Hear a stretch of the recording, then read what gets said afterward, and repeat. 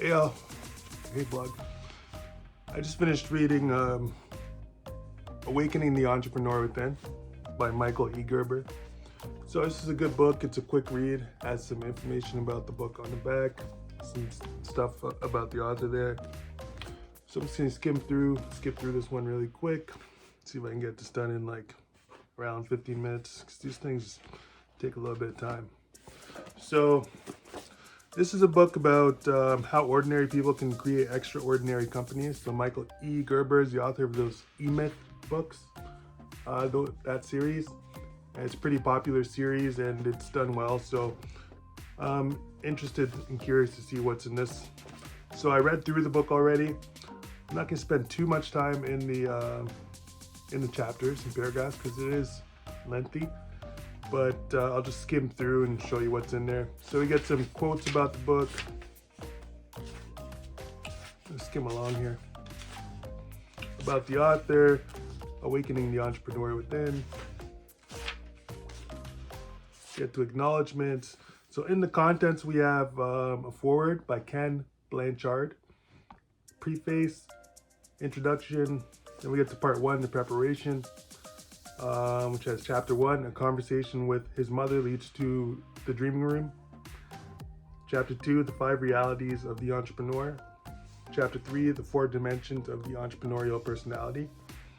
Then we get to part 2, the dreamer and the dream. The chapter 4 is the awakening. Chapter 5, the realization. Chapter 6, the negative reaction.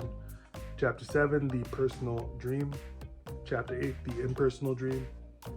Chapter 9, the sudden shock. Chapter 10, the dream is born. Then we get to part 3, the thinker and the vision. So that's where chapter 11 starts, taking the dream apart. Chapter 12, taking the dream apart again. Chapter 13, the vision begins to take form. Chapter 14, the vision continues to take form. Chapter 15, coming to grips with the business model. Then we get to part 4 of the book, the storyteller and the purpose. Chapter 16, defining purpose to capture your imagination. Chapter 17, pursuing your story. Chapter 18, and the story grows from within. Then we get to part 5, the leader and the mission. So chapter 19, the leader. Chapter 20, the leader goes to work. Chapter 21, the wisdom of process. Chapter 22, beginning the strategy, beginning the plan. Chapter 23, the mission is underway. Chapter 24, the mission reveals itself. Chapter 25, we suddenly understand. Chapter 26, the mission is being realized. Chapter 27, the revelation of the golden pyramid. And an epilogue, which is all systems go. So we get to introduction and talks about how he went on a sabbatical. And this is where his journey, after he had just been promoted to a professor, this is where his journey began to teach people or begin his training business in leadership and entrepreneurial endeavors. And so he gives us some stories there. And he gives us a history of his career, everything he's done in it, the company he's worked, the company he built, and the people he's worked for and worked with, his business partners, and the book goes in depth on that. So he says it starts with you, the entrepreneur, and he discusses this dreaming room where it all begins, like when you plan and prepare. So that's part 1, the preparation. So first chapter talks about his relationship with his mother, and then when he was in a rut and what prompted him to begin the business. Chapter 2, he talks about the realities of an entrepreneur, characteristics like they're inventors, they look for business opportunities, they try and find success in what they're doing. So that's chapter 2. Chapter 3 talks about the 4 dimensions of the entrepreneurial spirit or personality. So he gives us the characters, the thinker. There's one more actually. So we get the dreamer, the thinker, the storyteller, the leader, who he describes as necessary characters to the entrepreneurial person.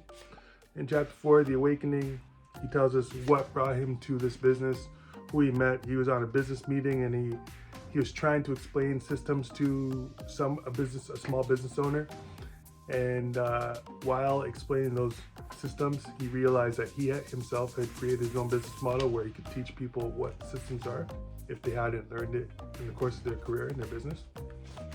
That's where we get to in chapter 4. And in chapter 5, it expands on that. It's called the realization. In chapter 6, where he faces some opposition, it's called the negative reaction. So now he's going out and selling his business model to small business, medium-sized business owners. Then the personal dream. This is where he starts thinking up what he wants his business to be and what he wants it to look like in the future. And then he goes in depth on that and the people he worked with. And then chapter 8 is the personal dream. A little bit more on that. Chapter 9, the sudden shock. I believe this is where his business started to take off and become successful and generate profit and income. Then we get to chapter 10, the dream is born. And he says, he explains how he's trying to copy the McDonald's model. It's a good turnkey model to go. So it's a go-to point in here. He says McDonald's was a good example of a business for him. So he wanted to follow Ray Kroc's example and create a business that was really easy, recognized by most people and trusted by most people as a good company. And he wanted to be really simple in that regard. In chapter 11, taking the dream apart. So just going into depth with what makes a business successful versus what does not. And each one of these chapters has a stop and focus section where it just expands a little bit further. So I'll skip along here. In chapter 12 is taking the dream apart again, where he reevaluates the business and what makes it successful once more. In chapter 13, the vision begins to take form. So they're making a profit here. They're building concrete steps, what he calls the 4 agreements and 10 pillars of success. That's page 92. Then we get to chapter 14, page 95. That one is the vision continues to take form. So expand a little bit more and discuss what made their businesses and their customers' businesses successful. Chapter 15, coming to grips with the business model, page 103. So it expands on the business model a little bit more. Good examples in here too, like different segments of the company that you need to focus on, such as marketing, customer relationships, employee behavior, and other areas of the business. There's much more to it. And he gives us some resources that he built for his reader that they can use. Then we get to chapter 4, the storyteller and the purpose. Section 4. Yeah, that's part 4. The storyteller and the purpose looks like this. Something you see in an in-between screen on a movie or something, or business presentation. Chapter 16 is defining purpose to capture your imagination. That's page 121. And he talks about Rick Warren's book, The Purpose-Driven Life. So I read that book before. It's a good book. Read it a long time ago, actually, in my youth. Then we get to chapter 17, Pursuing Your Story. You get some good quotes here. You have a quote by Miguel de Cervantes from the book Don Quixote. It's a good quote. It's pretty long though, so I'll just show you.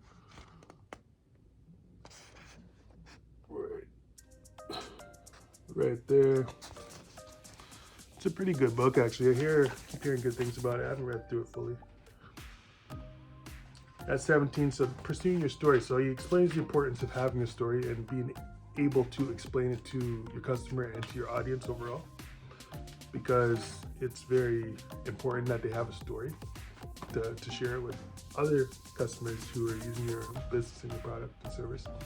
Chapter 18, the story grows from within, so it expands more on the story building process and why it's important. And part 5, the leader and the mission. Chapter 19 is the leader, page 153. It explains this position in the entrepreneurial spirit. So skim forward. Then we get to chapter 20, the leader goes to work. It explains what that part of the entrepreneur does. Some good points on there, like he explains creating an expert operating system, the core competence that enables the practice to be scaled exponentially to deliver its unique and highly differentiated capability to its customer. This DNA is the heart of a company's brand. So like points like that are all throughout the book. It's really good, really interesting, really helpful stuff. So I'll skip along. We get to chapter 21, the process, the wisdom of process. Some good points here. It gives us examples of percentages and statistics, which are helpful. And then he talks about the employee challenges with just operating with your employees and the systems within your business for your employees. So that's important. And in chapter 22, skipping along, we have beginning the strategy, beginning the plan. Some good points in here as well. He talks about managers' work and relationships with customers and other businesses in the supply chain. So the supply chain is a big part. In chapter 23, the mission is underway. Points about running the business. Chapter 24, the mission reveals itself. So as you run the business and the things that come along that you find out and learn about as you're running the business. Then we get to chapter 25, we suddenly understand when you come into like that aha moment and you know that you've learned something. And he gives us numerous examples in here. We get to chapter 26, the mission is being realized. Just expands further on this point, on the point like the business adventure and the learning. We get to chapter 27, the revelation of the golden pyramid. He gives us a hierarchy system, looks like a triangle, triangle shape that explains the importance and relevance of things. And there's a whole list. It's called the golden pyramid strategy, and it goes one by one. It's like a triangle shape that shows you certain points, circle points, going down the list. So he goes through that, and we get to the epilogue. It's all systems go. He gives us a story about how he was in a national park. Once he found success, he went to a national park to clear his mind and free his mind. And he explains the story that happened there. And we get some resources, the Entrepreneur's Complete Library that this author created. We get to the back of the book, and that's the entire book. So Awakening the Entrepreneur Within, how ordinary people can create extraordinary companies, by Michael E. Gerber. So if you have some time and you want to read, looking for a good read, I recommend you pick this one up, read it. It's pretty good. Yeah. Have a good one.